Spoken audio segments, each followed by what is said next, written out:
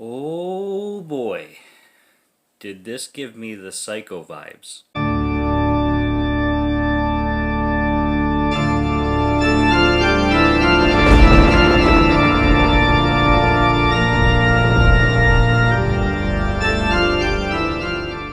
So Paranoiac is a 1963 film directed by Freddie Francis. And this is a Hammer Film production, so I'm doing another Hammer Film review.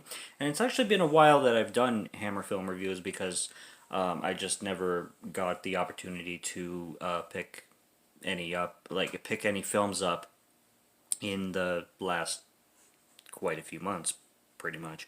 But I picked up two, so I'm going to be reviewing those, and this is the first one in a while. And first of all, the whole black and white element to it is right up my alley. It's produced beautifully. Like I said, it feels like Psycho. Obviously, the story is not the same as Psycho, so you're not gonna have, with the Psycho killer and the shower scene. Like it's a totally different film. But the vibes when it comes to the production and when it comes to the cinematography are right there. Like you have your film noir kind of dark and really frightening and creepy atmosphere, and it has those elements that Psycho had, and that Hitchcock, Jesus, I can't even talk. Hitchcock put in his films, and almost to the point where it was kind of it feels like it was inspired by that, and it's remarkable. Like I loved this film so much. I watched the trailer. I was captivated immediately, and then I'm like, I'm sold. And then I bought it and I watched it, and damn, like so impressive. I really like this film. So what you have going on here is it starts off with this couple dying in an airplane accident. Their names are John and Mary, and then like 3 years later, there's like one of their sons like basically jumps off a cliff, and it's basically an imposter story. So 9, 10-ish years later, this person comes back to this brother and sister. The brother is named Simon, and the sister is named Eleanor. And here comes Anthony Ashford saying like, "Here I am," and it just leaves everybody in confusion. Now, everybody in this film has very deep personalities, like very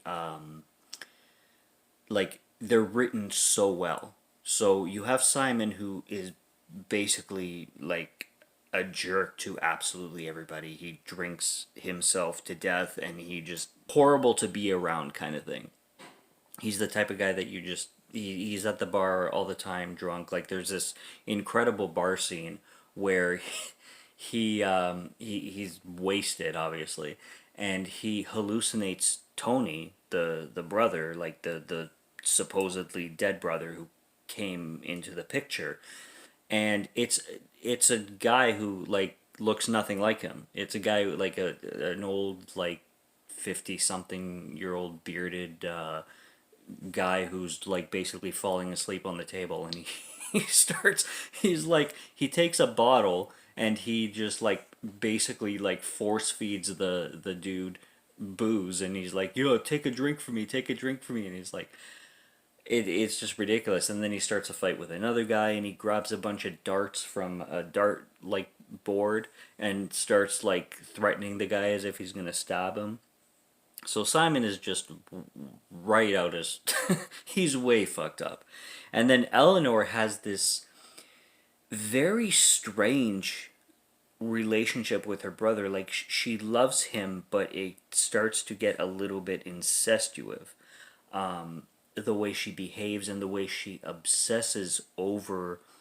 It's in a sense where she couldn't deal with the loss, but the whole time, like before he arrives, she's very like, just the way she talks about him is very strange, and then when he comes back, it just gets even worse. And she she has this like this very strange like behavior to the way she interacts with him and speaks about him, kind of thing. Also, we have Oliver Reed in this film who plays Simon, and Oliver Reed is infamous for many reasons. He was a phenomenal actor. Rest in peace to him.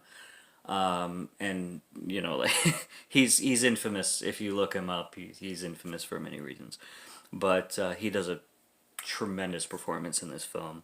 I really appreciated him. I haven't like seen him in too many films, but I think I should start watching more Oliver Reed films because he just he does a really great job. And then when Tony shows up again, like randomly, they do like it always leaves you guessing because he shows up and one of the butlers of the house asks him a bunch of questions, and he's like, "On your 11th birthday, what did I give you?"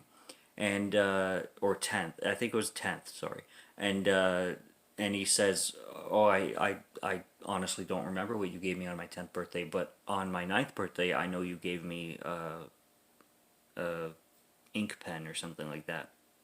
And my on my 11th birthday, you gave me a tray, and on my 12th, you gave me this and whatever." But I'm blanking on the 10th birthday, and then he keeps asking him a bunch of questions, and he keeps going along with it. And spoilers, this is a spoiler review. He ends up being an imposter, and it was kind of confusing on why, like, what his purpose was, because he ended up being really good friends with the son of the butler.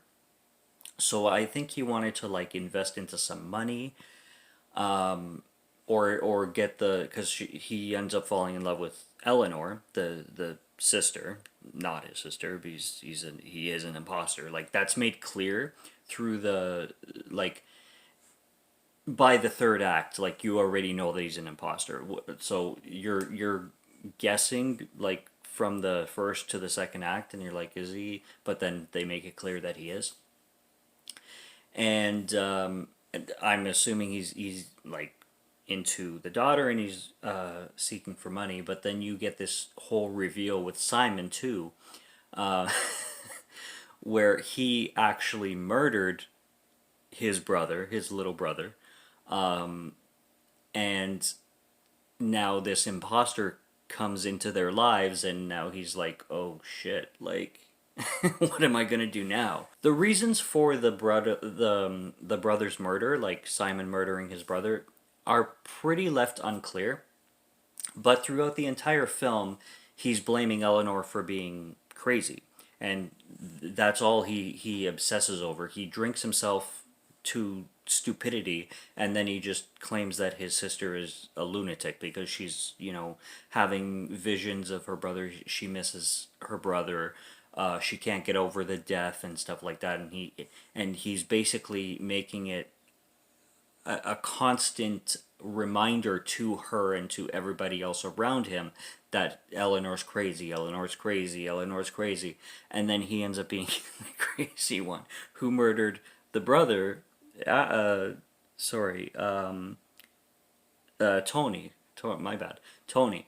Tony Ashford, and has his skeleton behind an organ that he plays all the time. And then you get this other reveal where the mother is like covering up for it. So she dresses up as this masked like person, like with this like this kind of mask, and carries around a knife all the time. And again, for reasons unknown, but like she does it to like contain his secret, but I don't know what the purpose of dressing like that and wielding a knife would contain his secret. And Eleanor doesn't know anything about this until the imposter shows up and basically reveals like basically when the imposter shows up, Tony, like the imposter of Tony, everything comes like full service. Is basically the gist of the film, and you get the actual insane person played by Oliver Reed, who plays Simon, and it's real, like it's so interesting, the direction that that the film went in, and it like the cinematography like is just so creepy and mesmerizing and captivating. Like you just you can't. I mean, obviously this film is not going to be for everybody, but for me, like I was just hooked. Like it captivated me from beginning to end, and I loved every single every single minute of it. And the reveal of the dead like skeleton of the little brother Tony, and then the whole ending scene where the mom who was like protecting Simon the whole time, but then gave up and just lit the whole place on fire, and he dies in flames with the dead skeleton, and that's your final scene. Like he's holding this skeleton, and the whole place is collapsing. It's on like the whole house is on fire. I mean, and then it's just so sick. Like he's just holding this freaking corpse. Oh, it's fucked. And just like how like blatantly drunk he gets all the time. There's a scene where he's talking to the butler and he's like, I need 12 bottles of brandy, and he can't like they cut his accounts because he was in debt. Like they cut his allowance kind of thing because he had an allowance. And he's just like, you're gonna get me 12 bottles of brandy tomorrow, and then he just takes a bottle and he just fucking whips it at the cups. Like it's like, Jesus Christ, if you're gonna break all those cups, how are you gonna even drink the damn brandy? He's like, get it, and he just fucking slams the thing. Oh my god.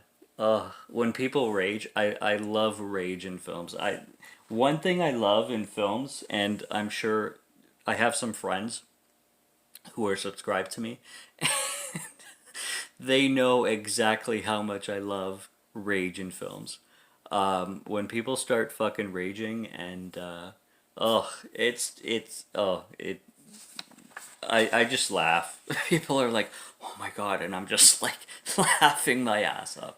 Oh my god, it reminds me of this one video where this guy was in GameStop. I'm Canadian, so I think GameStop has moved to Canada already.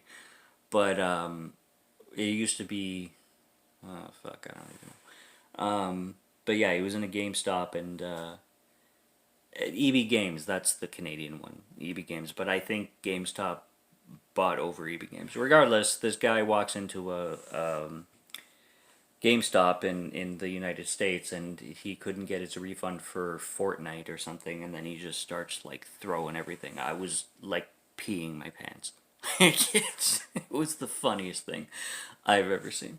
But this is not a review about a guy raging at GameStop. This is a review about Paranoiac, so I highly recommend this. This is released from Scream Factory. Scream Factory puts out amazing releases. I support them very highly. This is the collector's edition, and you got the new and reprised artwork, and then you have the original 1963 classic badass artwork. And who wouldn't love to see that when you go to a theater with the exclamation mark, and you got, what does it say?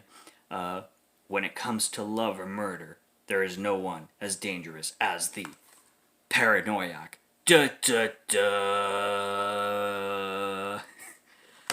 Rated X. I don't know if it was rated X or not, but I really had a good time with this film. So this is a high recommend for me.